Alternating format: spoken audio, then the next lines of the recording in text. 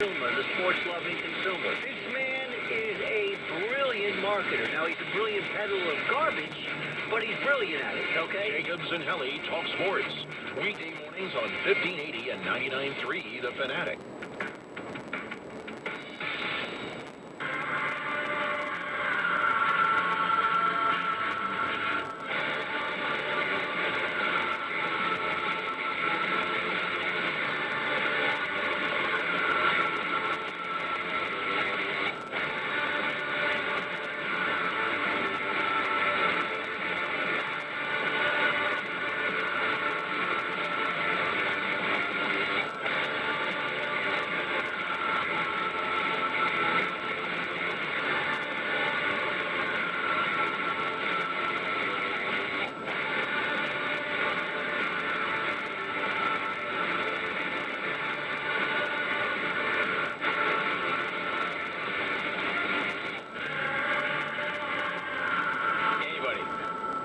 Know that tune. I said to Alvin, what is that? He goes, yeah, I don't know, dude. I got it on Spotify. Now, let's see if anybody gets that. I like it. I'm looking for your help, clones. Pick me up. All right, so Major League Baseball has had itself an off-season, right? There are the multiple cheating scandals, the 3 managers who've lost their jobs because of the multiple cheating scandals, the discussions about eliminating 42 minor league teams, and more.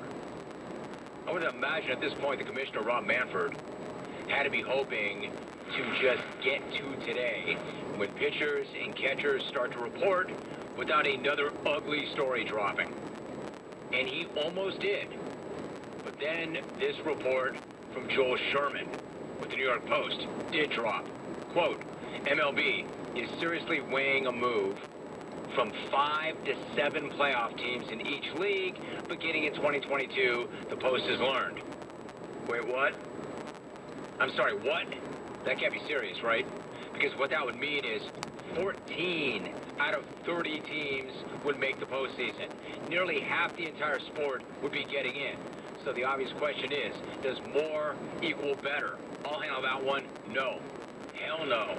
See, what that would mean is the 84 and 78 Red Sox would have made the playoffs last year. The 78-win Rangers would have been just on the outside, looking in. That is to quote Philip Rivers, horse mess. That's horse mess. That is horse mess. How about 2017? It would have been even worse in 2017. Only 5 American League teams that season had winning records, which means that 2 sub-500 teams would have been in the playoffs.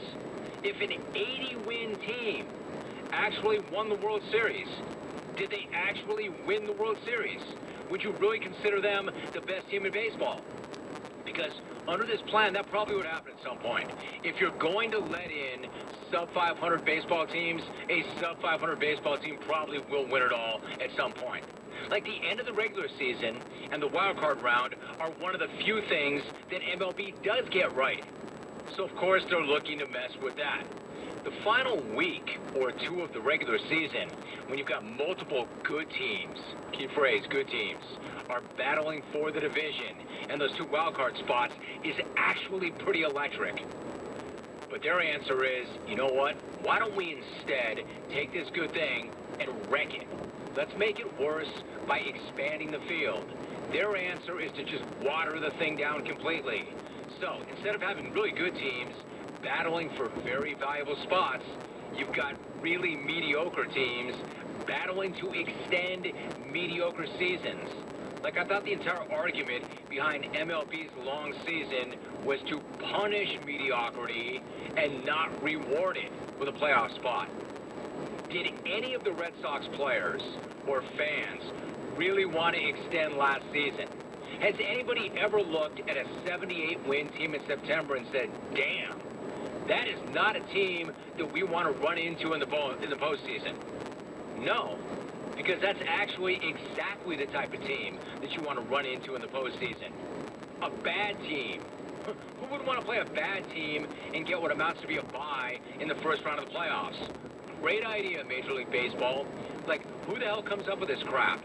And Why do they come up with this crap?